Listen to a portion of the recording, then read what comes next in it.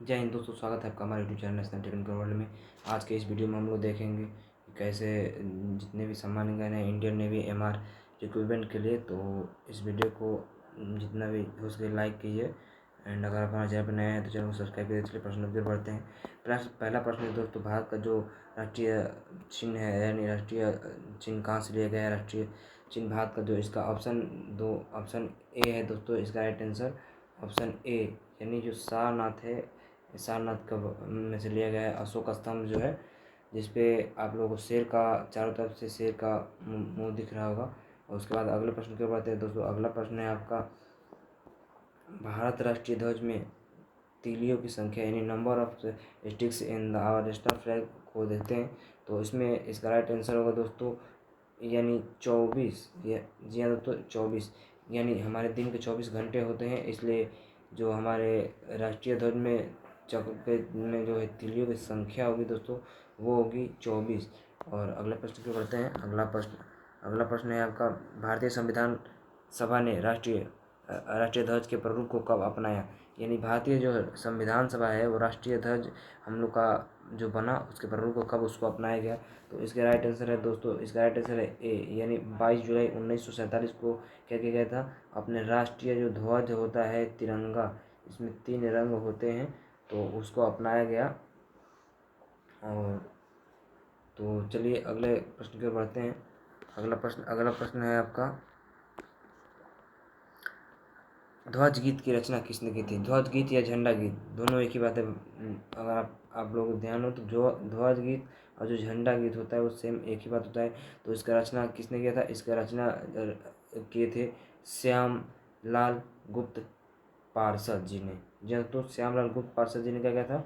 ध्वज गीत का रचना किए थे।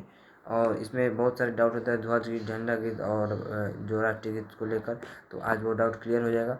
तो उसके बाद अगला प्रश्न है दोस्तों, अगला प्रश्न है भारत के राष्ट्रीय गान के रचनाकार यानी भारत का जो राष्ट्रीय गान है उसका रचनाकार कौन है? तो भारत का जो राष्ट्रीय गान था दोस्तों आप लोग बताना होगा। भारत के राष्ट्रीय गान के रचनाकार यानी ए बंकिम चंद्र चटर्जी, बी रविन्द्रनाथ टैगोर, सी रामधारी सिंह दिनकर, डी मन्ना नाथ गुप्त। यानी बंकिम चंद्र चटर्जी जो थे वो नहीं थे, और जो भारत का राष्ट्रीय गान था उसके रचयिता थे जो है रविंद्रनाथ टैगोर जी। और अगले प्रश्न की ओर बढ़ते हैं दोस्तों। अगला प्रश्न है आपका, वंदे मातरम को राष्ट्रगीत के प्रारूप में किस तिथि को स्वीकार किया गया?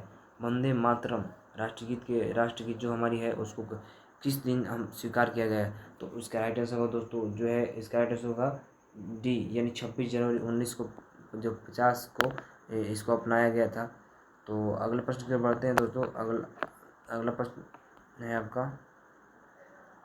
वंदे मातरम बंकिम चंद्र चटर्जी के किस उपन्यास से लिया गया है? यानी बंकिम चंद्र चटर्जी के 2 उपन्यास है, उनमें से किसमें से वंदे मातरम को लिया गया है? यानी इसका राइट आंसर है दोस्तों बी आनंद मठ से लिया गया है।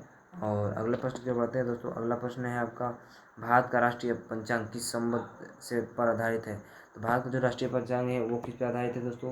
भारत का राष्ट्रीय शक संवत। आप यह कभी मत भूलिएगा कि ज़िंदगी में कभी किसी पे शक मत कीजिएगा। और शक संवत जो है दोस्तों क्या है? भारत का जो राष्ट्रीय पंचांग है उस पर आधारित है। तो अगले प्रश्न की ओर बढ़ते हैं दोस्तों। अगला प्रश्न है आपका, भारत का राष्ट्रीय खेल कौन सा है? आप लोगों को पता होगा भारत का जो राष्ट्रीय खेल है हॉकी है। भारत का राष्ट्रीय कौन है? हॉकी है। अगले प्रश्न की ओर बढ़ते हैं दोस्तों। अगला प्रश्न है, भारत का राष्ट्रीय पशु गाय, हिरण, कुत्ता और बाघ। तो इसका भी राइट आंसर आप लोगों को पता होगा दोस्तों। इसका राइट आंसर क्या है? इसका राइट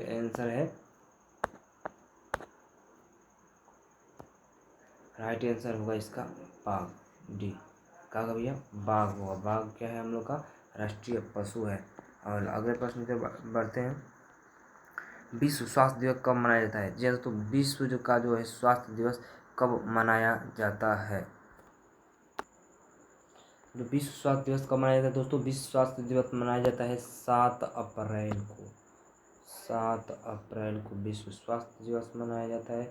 इसमें बहुत लोगों को डाउट होता है तो इसको क्लियर कर लीजिए। 7 अप्रैल को कब मनाया जाता है? विश्व स्वास्थ्य दिवस। अगला प्रश्न है दोस्तों, पृथ्वी दिवस कब मनाया जाता है? यह तो पृथ्वी दिवस जो है कब मनाया जाता है? तो पृथ्वी दिवस आप लोगों को पता होगा, पृथ्वी दिवस कब मनाया जाता है? जल्दी से बताइए कमेंट करके। पृथ्वी दिवस कब मनाया जाता है? फटाफट कमेंट कीजिए। पृथ्वी दिवस जो है दोस्तों वो मनाया जाता है 22 अप्रैल को। 22 अप्रैल को। तो अगले प्रश्न की ओर बढ़ते हैं। अगला प्रश्न है आपका,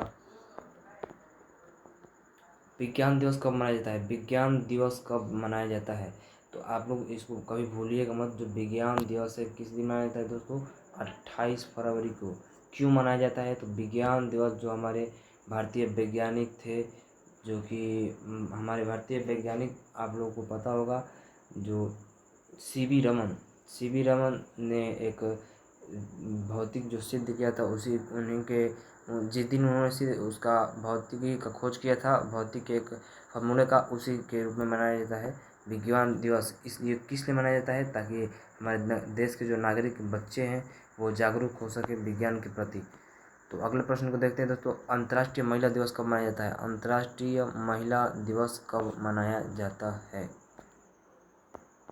तो फटाफट कमेंट करके बताइए दोस्तों, अंतर्राष्ट्रीय महिला दिवस कब मनाया जाता है? अंतर्राष्ट्रीय महिला दिवस कब मनाया जाता है? अंतर्राष्ट्रीय महिला दिवस कब मनाया जाता है दोस्तों? अंतर्राष्ट्रीय महिला दिवस है जो मनाया जाता है, इसका राइट आंसर हुआ ऑप्शन बी, 8 मार्च को। इसमें लोग बहुत डाउट होता है लोगों को कि अंतर्राष्ट्रीय महिला दिवस कब मनाया जाता है, और 22 मार्च में। और उसके बाद दोस्तों लास्ट जो अंतिम प्रश्न है हम लोग का, अंतिम प्रश्न है, 11 जुलाई को किस दिवस के रूप में मनाया जाता है? तो फटाफट कमेंट करके बताइए कि 11 जुलाई को किस दिवस के रूप में मनाया जाता है। तब तक हम और सारे प्रश्न जो हैं सबके बारे में जानेंगे, और डेली ये जो क्लासेज हैं हमारी डेली चलेंगी। तो अगर आप हमारे चैनल पर नए हैं तो चैनल को सब्सक्राइब कर लीजिए, तब बेल आइकन को दबा लीजिए। तो कमेंट करके बताइए किस दिवस के रूप में मनाया जाता है? इसका राइट आंसर होगा दोस्तों विश्व जनसंख्या दिवस। क्या होता है भैया? विश्व जनसंख्या दिवस के रूप में मनाया जाता है। तो आज के लिए बस इतना ही, और अगर आप हमारे चैनल पर नए हैं तो कृपया करके सब्सक्राइब कर ले, आपकी हेल्प की हमें ज़रूरत है। तो धन्यवाद, और डेली क्लासेस चलती रहेंगी, तो वीडियोज़ पर बने रहने के लिए बहुत बहुत आप लोगों को धन्यवाद। जय हिंद, जय भारत।